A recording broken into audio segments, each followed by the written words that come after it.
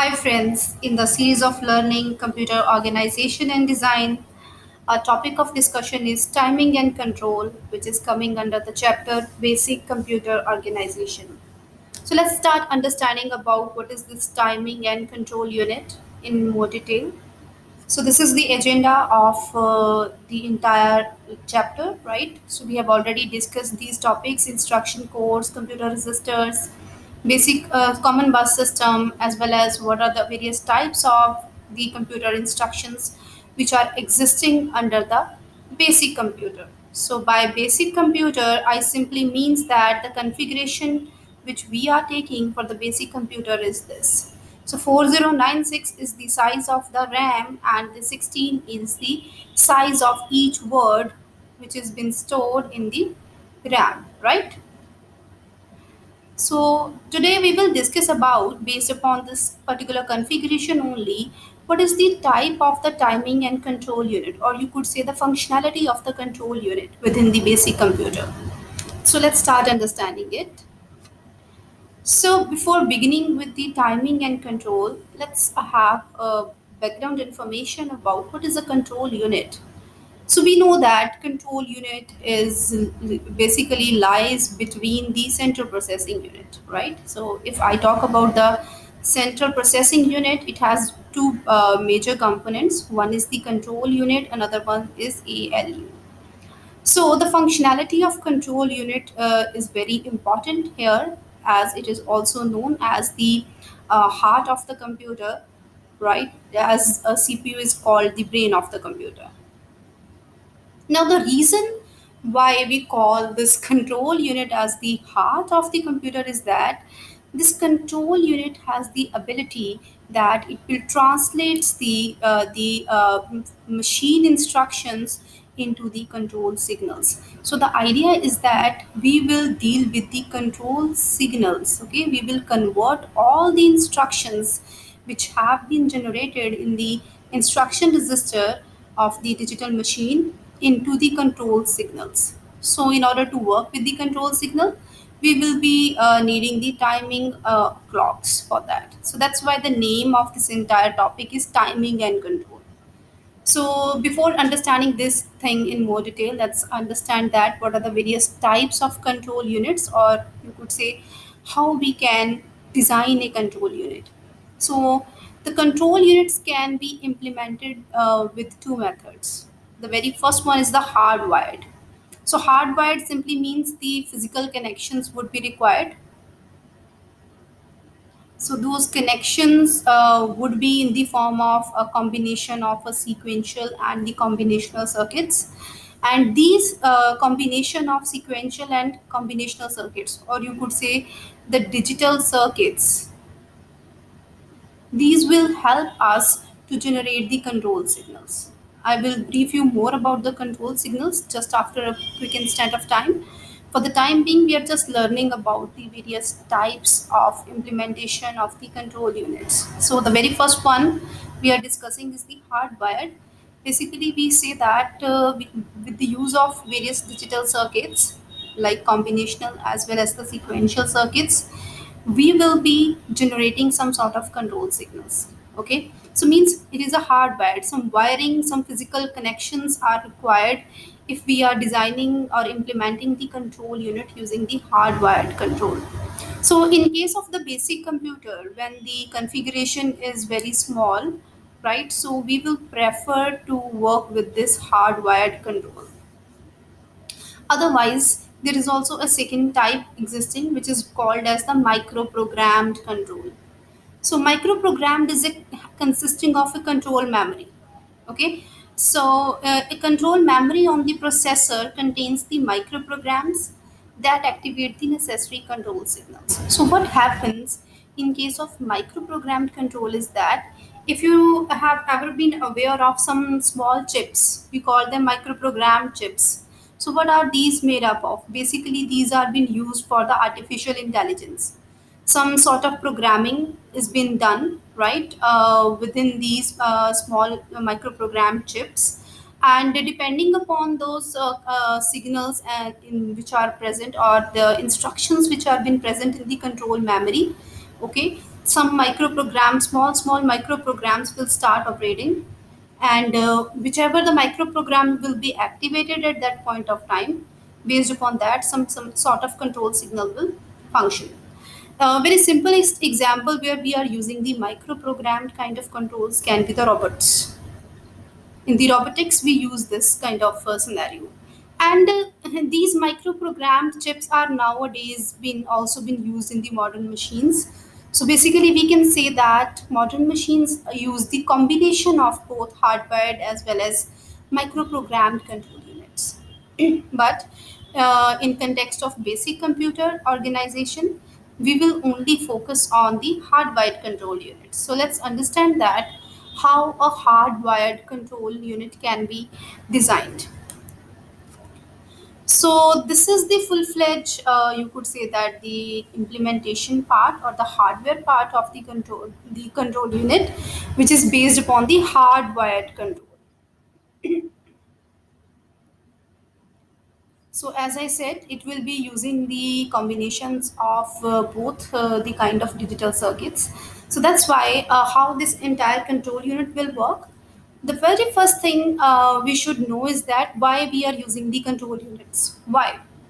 So the why answer is that we actually want that the all the data that we are about to process would be converted into the control signals. So ultimately, this will be our outcome. Okay, so how we are able to achieve these control signals, let's understand that. So as we know, whenever a user will enter any information into the machine, right, it will come in the form of the instruction, and that instruction will be stored in nothing but the instruction register. Now the size of the instruction register is of 16 bits. We are very well aware of this. There is no need to explain it here again. So this is how it has been. You could say that it has been differentiated. Like the very first 12 bits will be there, which will determine the address bits. Then the 3 bits are there, which are nothing but the opcode bits, and then last one bit is the mode bit. So how this entire thing will function? These 12 bits, which are the address bits, these will directly go into this control logic. This control logic is very important part of the control unit, because this control logic, which is a combinational control logic, will ultimately take all the inputs from different parameters, okay, and will try to convert any of the control functionality into the control signal. So all these input values will be changed into the control signal only through this combinational control logic. So that's why, so these are 12 address bits will go here. Along with that, now this is the opcode bit. So definitely when the instruction is coming, it is instructing the machine to perform certain operation. So it is very important that these 12, 13, and 14 number of bits, which we call usually them the opcode bits, should be able to be converted into the required format, right? So this is how these would be designed. So there will be a combination of three. Three can be used maximally 8 times, like this: 0, 1, 2, 3, 4, 5, 6, 7. 0 to 7 means 8 bits. So what we are going to do is we have to change the things into the control signals. So what we will do, we will be having a 3 cross 8 decoder line here.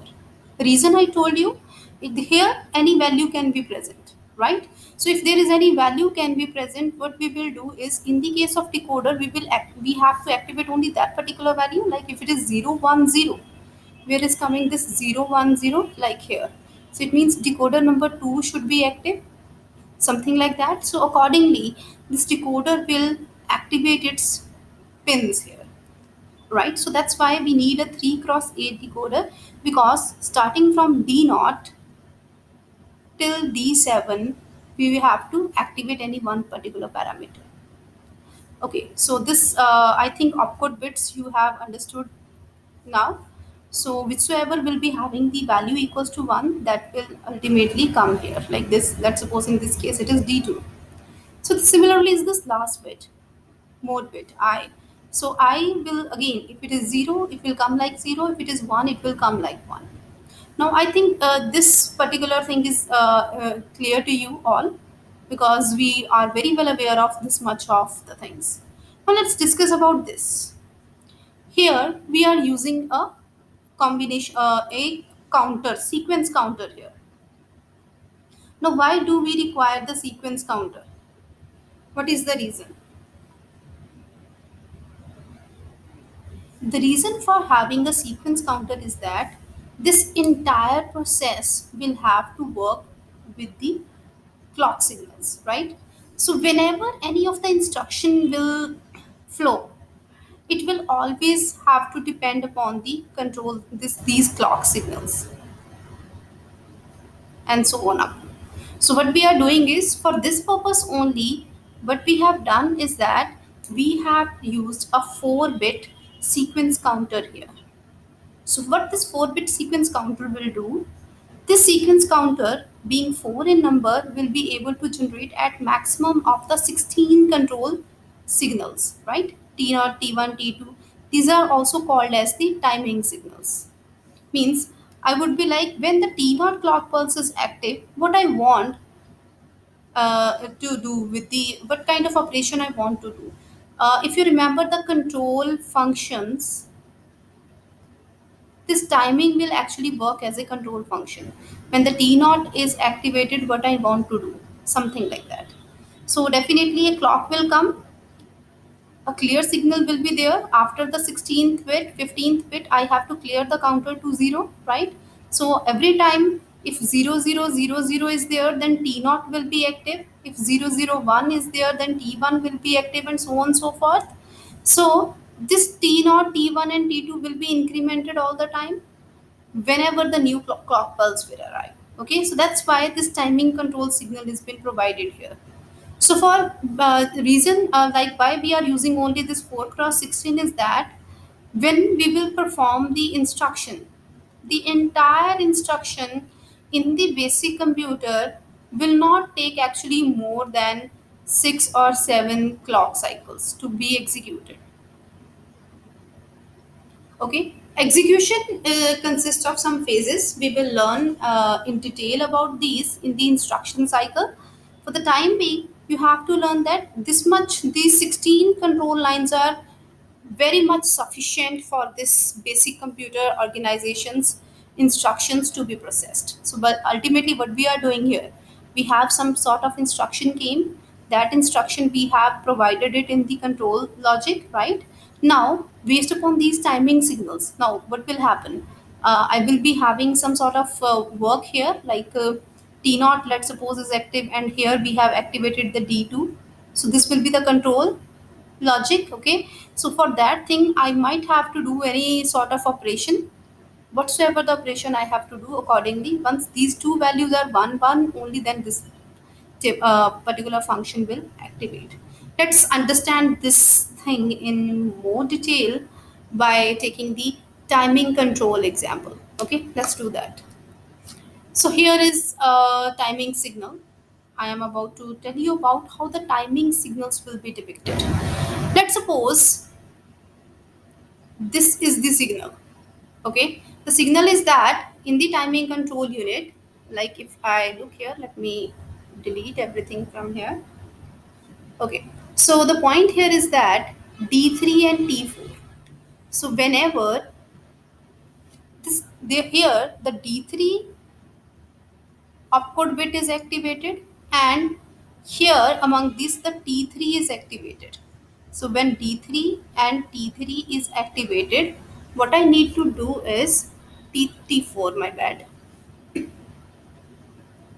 is T4 here. So this is actually a control signal that we will get in the end. What I need to do is I want that the sequence counter should be cleared. So it's not always the case that I would have to run this timing control for the 16 times only. When my instruction will be executed, when the entire instruction will get executed, okay, then I have to clear the value of sequence counter to 0. It will always be the case. So let's suppose this is the control signal. So definitely I need to wait for when these two values are high in the clock, right? Only then I will be clearing the value of the sequence counter to 0. So let's understand how this will be done. So here is the clock, a normal clock pulse which is arriving. The simplest clock pulse will arrive like this. Okay, so please try to understand that this clock signal T naught, this is the last point. It will activate it from here, okay, till here.